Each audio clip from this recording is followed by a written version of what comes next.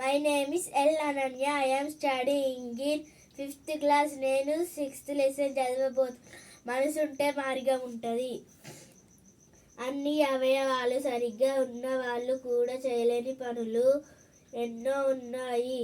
మరి చేతులు లేని వారు ఏం చేయగలరు అని అనుకుంటాం.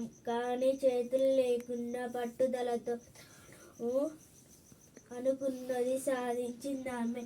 ఆమె పట్టుదల, ఆత్మవిశ్వాసం ముందు ఆ దేవుడైనా తల వంచాల్సిందే.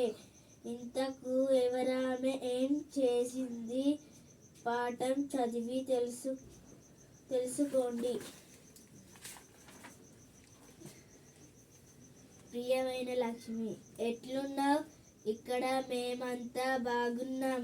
నీకు గుర్తున్నదా? మేము తెలంగాణకు రాకముందు గుజరాత్లో ఈ సూరత్లో ఉండేటోళ్ళం. మొన్న దసరా సెలవులకు మా ఊరు సూరత్కు పోయినాం. అక్కడ మా నాయనమ్మ ఉన్నది. సాయంత్రం అయ్యేసరికి దోస్తులందరం కలుసుకున్నాం.